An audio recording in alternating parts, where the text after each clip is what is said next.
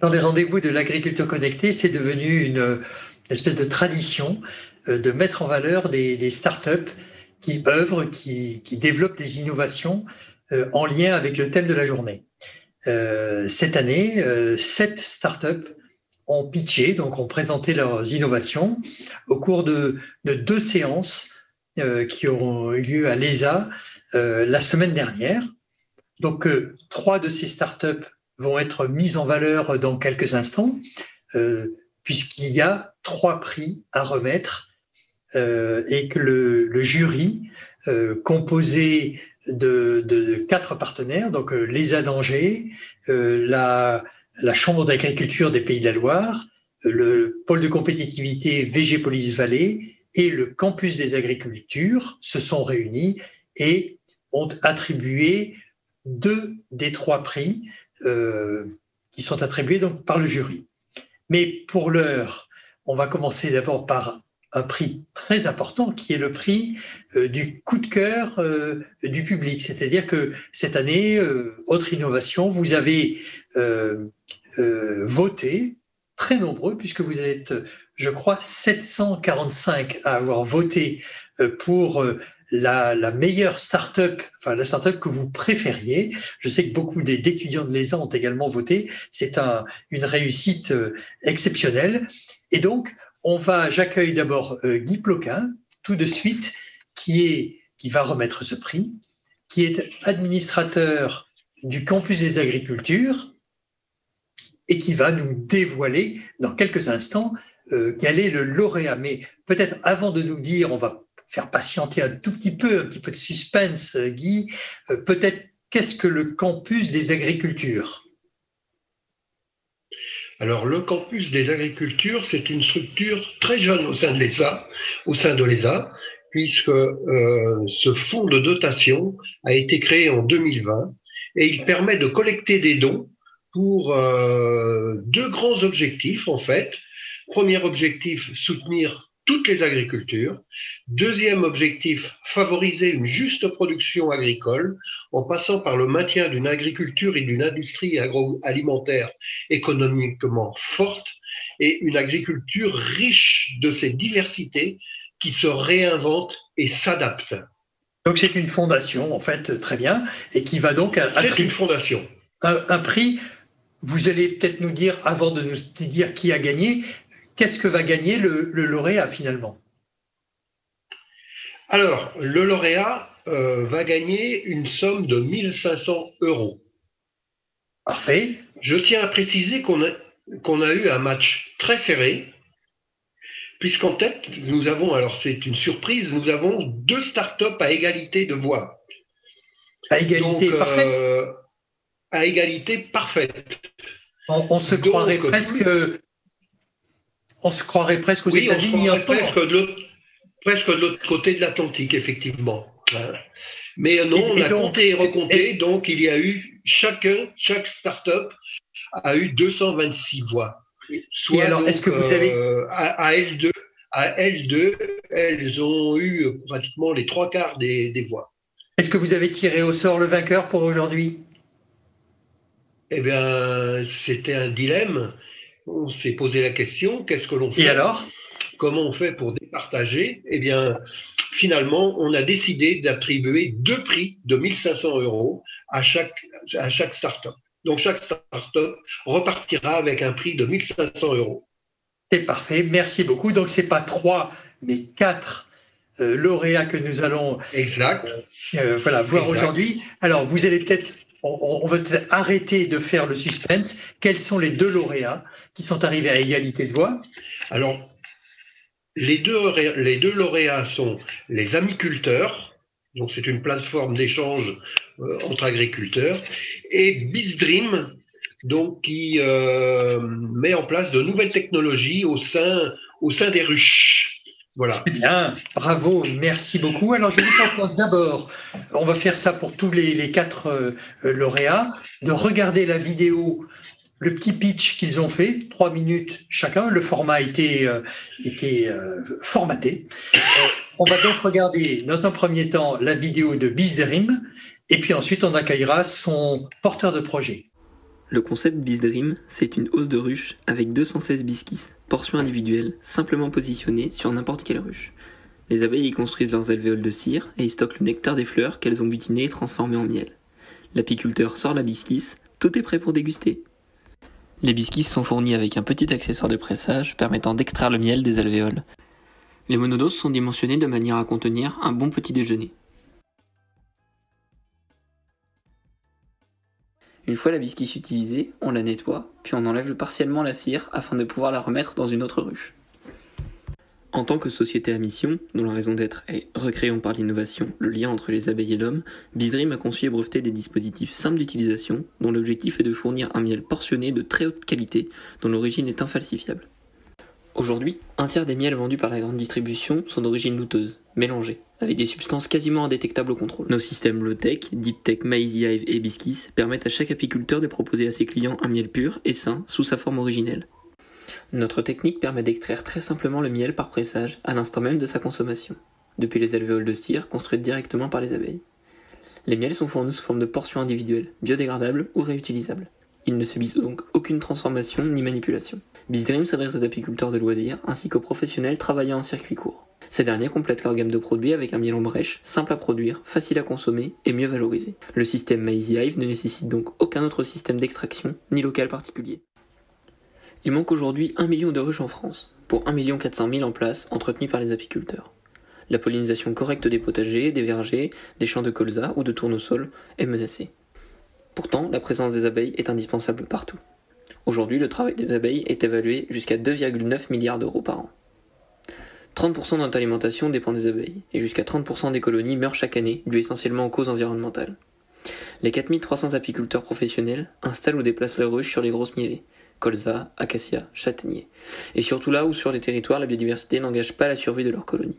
Aujourd'hui, le maintien et l'accroissement des colonies est principalement assuré par les apiculteurs amateurs. Ils sont 52 000 à posséder moins de 50 ruches, dont de plus en plus d'apiculteurs de loisirs possédant en moyenne 5 ruches. Nous proposons à ces derniers, qui de plus en plus souvent veulent s'initier à l'apiculture, en plus d'un système simple d'extraction, un système de monitoring de ruches en partenariat avec la société B2BIP. Cette offre sera couplée à de la formation continue, avec au besoin, et en fonction des remontées des capteurs, un accompagnement dans les activités des soins obligatoires des colonies.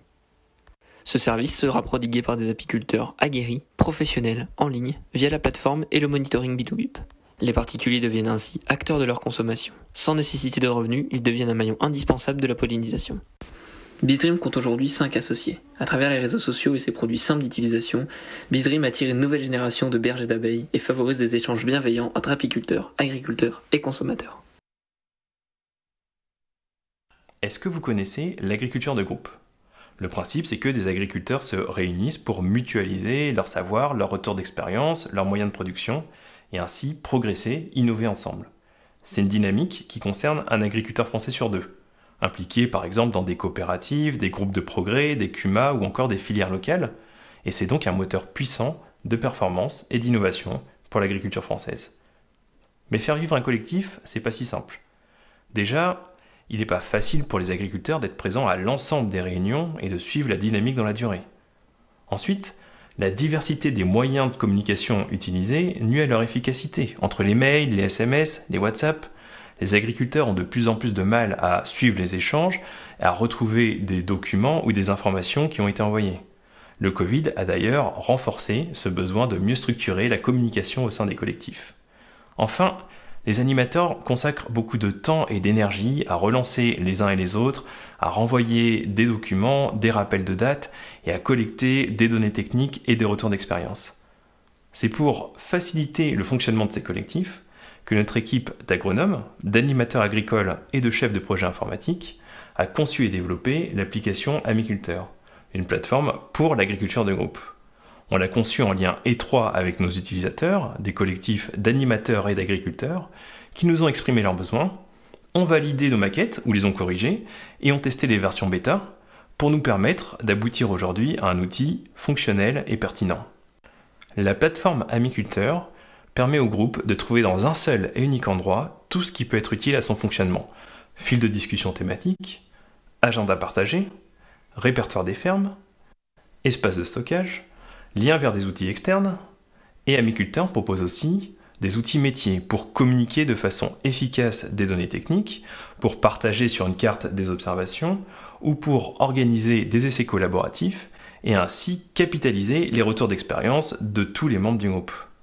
Une place centrale est laissée à l'animation. C'est l'animateur qui organise l'espace de travail, il peut mettre des messages en avant et paramétrer et lancer des activités autant que nécessaire. La plateforme est disponible à la fois sur ordinateur et sur smartphone.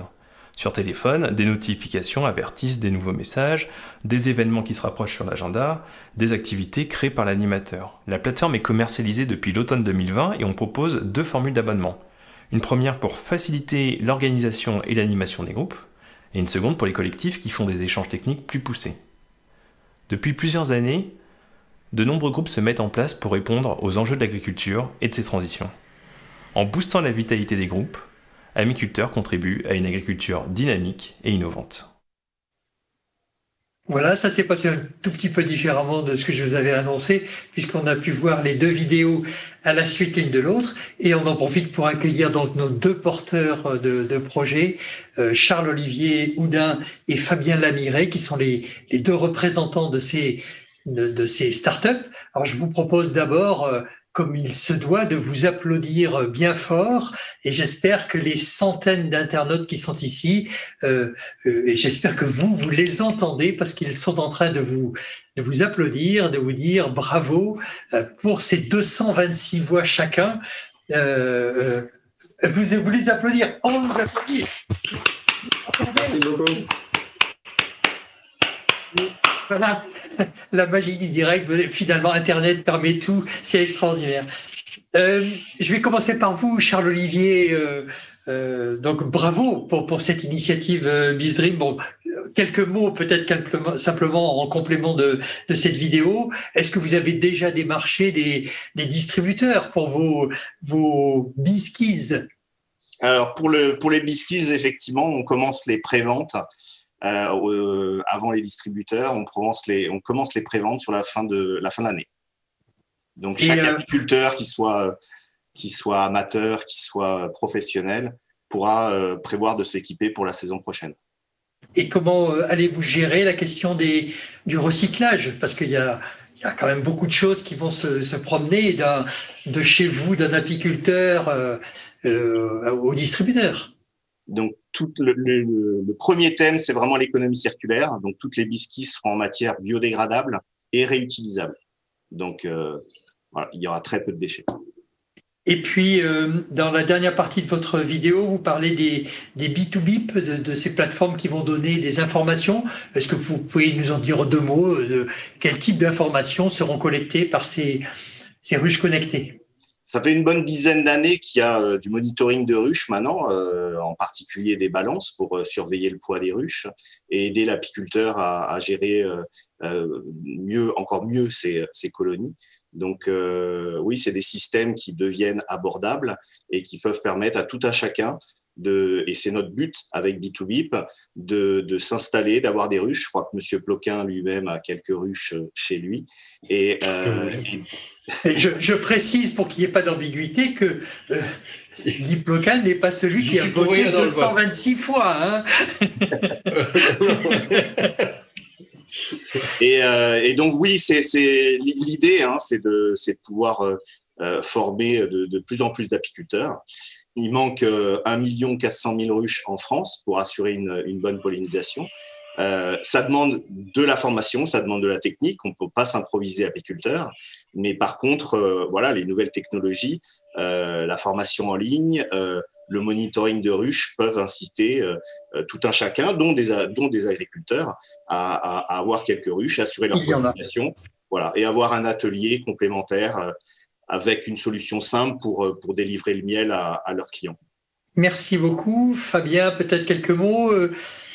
Finalement, vous ne le saviez peut-être pas, mais on a entendu parler de Amiculteurs cet après-midi, puisque oui.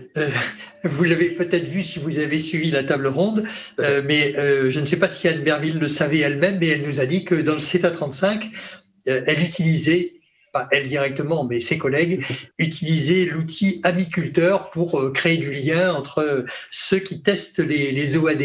Est-ce que vous avez vous-même déjà des clients, beaucoup de clients, et qui sans forcément donner leur nom. C'est elle qui l'a dit, mais… Si vous me permettez d'abord de remercier à la fois toutes les personnes qui ont voté pour nous, puisque c'est l'occasion de le faire quand même, je pense, et puis de remercier l'ESA et la chaire Mutation Agricole pour l'organisation de la journée. Moi, je l'ai trouvée assez passionnante, donc un grand merci à eux. Et puis merci aussi pour avoir organisé ce prix. Nous avons l'honneur de recevoir aujourd'hui. En termes de clients, et pour répondre à votre question, aujourd'hui, on accompagne entre 15 et 20 groupes dans le cadre d'une démarche de co-construction, d'abord, puisque c'est au cœur de notre projet aussi d'être au plus proche des problématiques de terrain. Et si on parle maintenant de clients, on a vraiment lancé notre phase commerciale en septembre, donc c'est assez récent.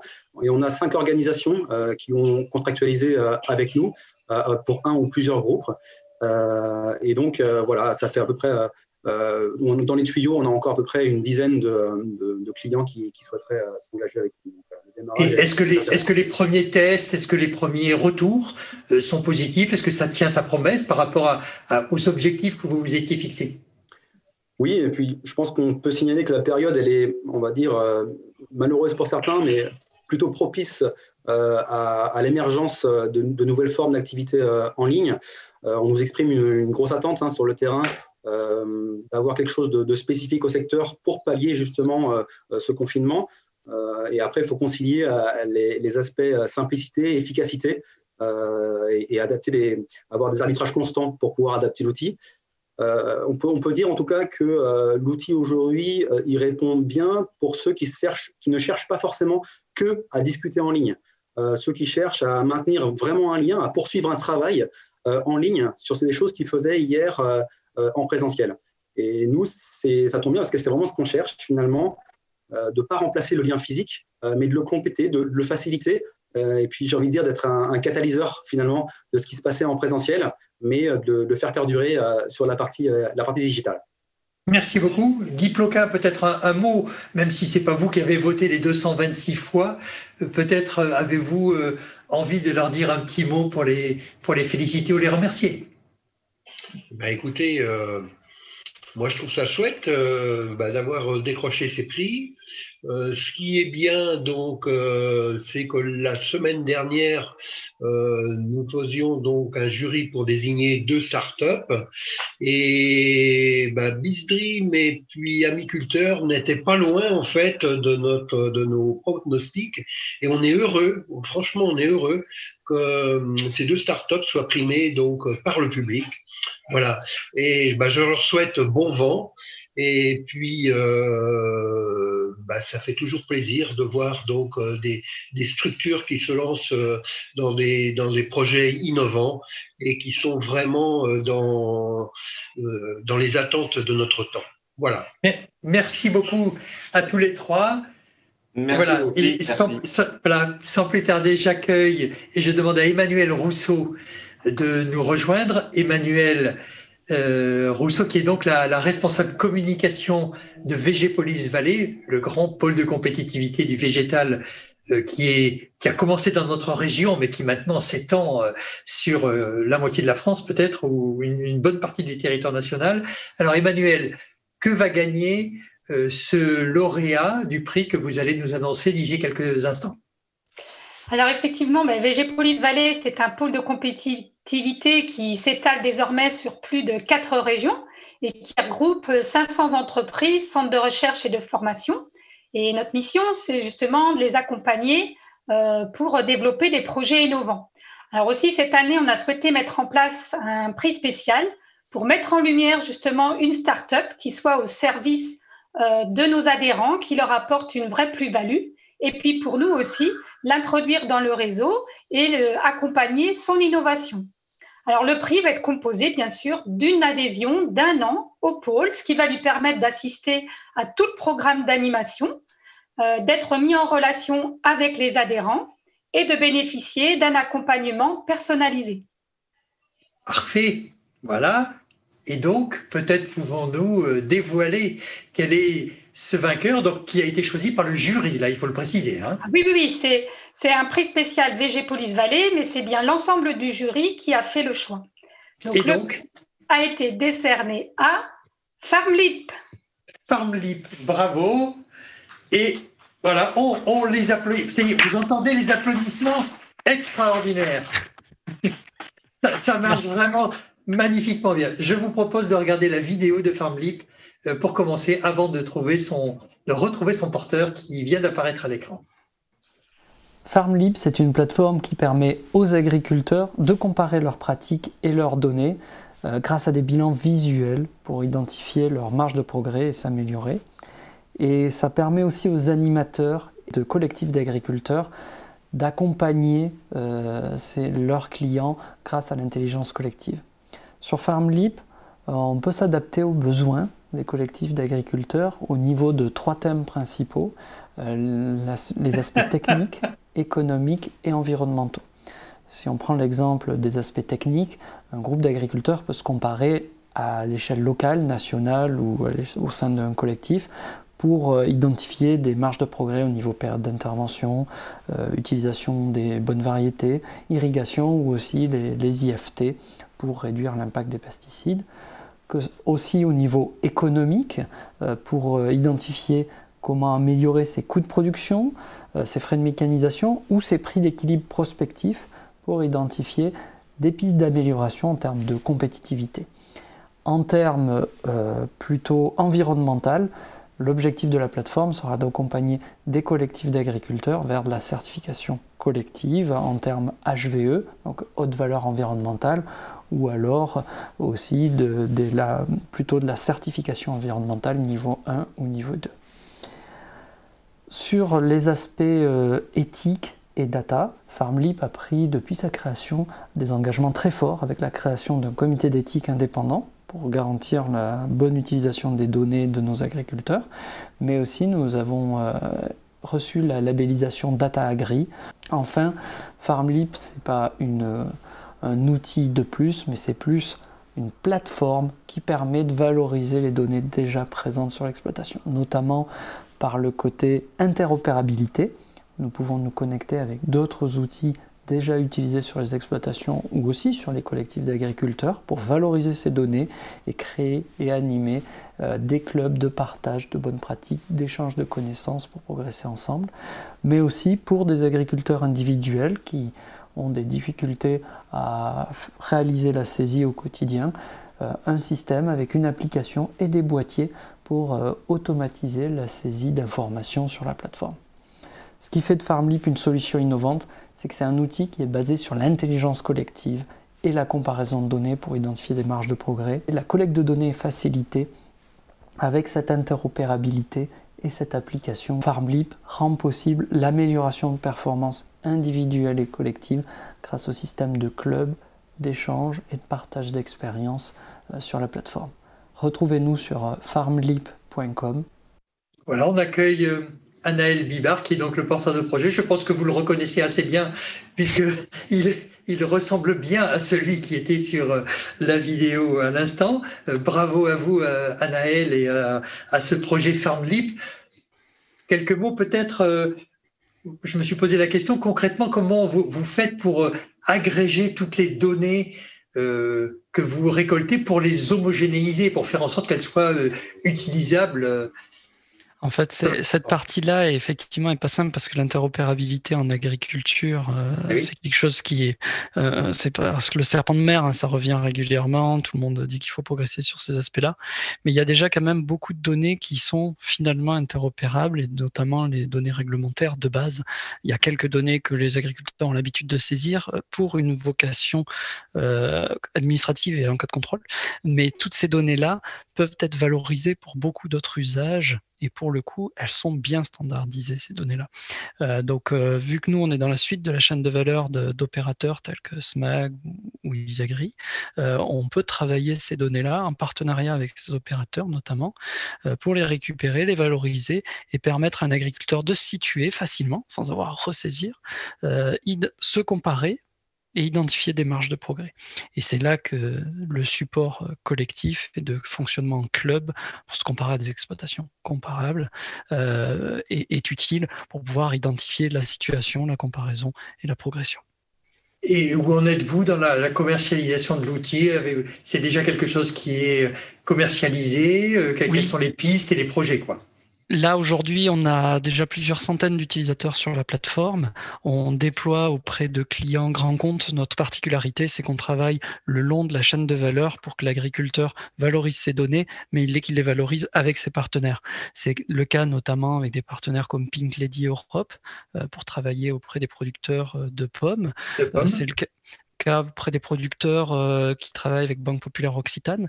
On lance un club éco pour identifier ses prix d'équilibre avec la Banque Populaire Occitane, ou c'est le cas avec des producteurs comme les producteurs de l'association Ecofit dans le nord de la France, pour comparer ces pratiques là plutôt en termes d'HVE, donc sur les 4 items de la HVE, et pouvoir identifier des marges de progrès en collectif. Merci. Emmanuel Rousseau, j'aimerais bien que vous nous disiez pourquoi vous avez choisi, le vous étant un vous collectif, parce qu'on a bien compris que c'était également, c'est un prix du jury, même si c'est vous qui l'octroyez, qui le décernez. Pourquoi avez-vous choisi FarmLeap au sein du jury? Qu'est-ce qui vous a plu dans cette initiative? Donc tout d'abord, c'est parce que c'est un produit particulièrement innovant, ça nous a paru très important à souligner. Qu'il apporte une vraie capacité aux producteurs de s'améliorer et de favoriser le transfert de bonnes pratiques, tant techniques, économiques qu'environnementales.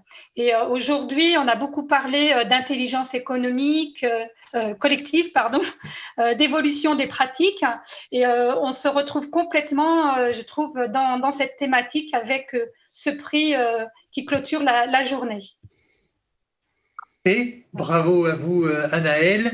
Merci, Emmanuel. Et pour finir, nous allons découvrir le prix de la chaire des mutations agricoles qui va être remis par Karine Daniel, que j'accueille. Voilà, merci. Bonjour, Karine, vous êtes économiste au sein de la chaire des mutations agricoles à l'ESA. Alors, même question que pour les autres. Karine, que va gagner d'abord le vainqueur de ce prix? Alors, cette start-up va gagner un accompagnement d'une valeur de 1 500 € aussi, en termes d'études, ou d'études, soit par une étude encadrée par les enseignants-chercheurs de l'ESA ou effectuée par des élèves ingénieurs sur l'année qui vient pour développer son projet. Et donc, peut-être peut-on dévoiler quel est le dernier lauréat de ces AgriPitch 2020, puisque au lieu de 3, nous en avons eu 4, c'est parfait. Eh bien, ce lauréat est la start-up Manger du Sens. Manger du Sens, que nous applaudissons très fort. Nous voyons son porteur à l'écran, mais on va d'abord regarder la vidéo de Manger du Sens, le pitch de Manger du Sens.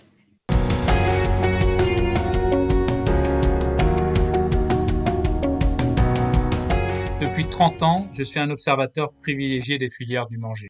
Jamais les défis sociétaux n'ont été aussi considérables. La transition climatique et écologique, la transformation numérique, les effets générationnels avec le vieillissement de la population, les attentes des nouvelles générations, le défi de devoir nourrir 10 milliards de personnes d'ici 2050. On assiste à l'émergence d'un nouveau paradigme écologique, technologique et humain. C'est ce qui a motivé la création de Manger du Sens, une nouvelle solution à la pointe des technologies web et des méthodes d'intelligence collective, qui prend la forme d'un réseau social et d'une plateforme collaborative de transition alimentaire. Manger du Sens vise à fédérer toutes les parties prenantes des écosystèmes agricoles et alimentaires, des consommateurs, des influenceurs et des experts, des startups, AgTech et Foodtech, les milieux académiques et de recherche, des collectivités territoriales et bien évidemment des acteurs de la chaîne alimentaire, de la fourche à la fourchette. Notre raison d'être est on ne peut plus clair. Aider les acteurs alimentaires et les territoires à faire de mieux en mieux pour innover, se transformer, voire se réinventer. Avec notre premier client, nous bénéficions d'un cas d'usage exceptionnel. Il s'agit d'Interfel, l'interprofession des fruits et légumes frais. C'est 15 familles professionnelles avec des producteurs de fruits et de légumes, des commerçants, des acteurs de la restauration. nous les accompagnons pour stimuler leur stratégie d'innovation collective. Ça s'appuie sur 3 ressorts fondamentaux. 1, aider à faire émerger de nouveaux modes de consommation. 2, accélérer la transition numérique. 3, inspirer l'innovation et la créativité des fruits et légumes.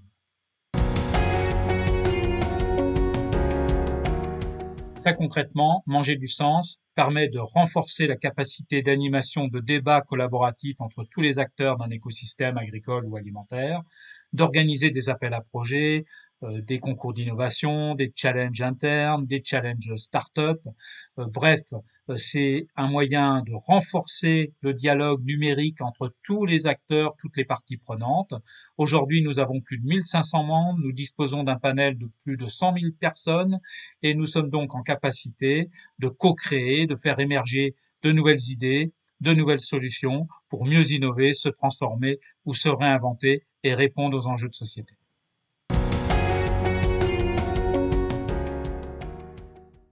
Voilà, on accueille avec nous Freddy Tiburce, qui est le cofondateur de Manger du sens et le porteur, celui qui vient de parler dans le pitch que vous venez de voir. Bravo Freddy, peut-être en quelques mots nous dire peut-être quelques exemples concrets de ce qui se passe. Vous avez cité Interfel dans votre vidéo. Qu'est-ce qui se passe concrètement avec Interfel grâce à vous? Bonjour à tous et merci, un grand merci à la fois pour tous les échanges et les contributions de cette journée passionnante qui démontrent, s'il en était besoin, combien les acteurs du monde agricole ont une capacité également à réinventer les modèles au même titre que ce que l'on se propose d'accompagner avec Manger du sens. Et vous l'avez signalé et vous l'avez bien compris, c'est un outil qui favorise les interactions de tous ordres, au cœur des sujets de cette journée, le dialogue numérique entre toutes les parties prenantes des écosystèmes agricoles et alimentaires, avec une volonté de favoriser les échanges autour des questions de transition entre attentes sociétales notamment et adaptation des modèles de transition alimentaire. Alors oui, un premier cas d'usage avec Interfel, l'interproduction des fruits et légumes frais, je l'évoquais pendant l'agri-pitch, mais d'autres interactions, y compris avec des acteurs de l'enseignement supérieur et de la recherche, des projets avec des territoires, des projets avec des marques d'entreprises ou des organisations professionnelles. C'est un outil qui a pour vocation principale d'animer les écosystèmes en quelque sorte, à la fois en facilitant les débats collaboratifs.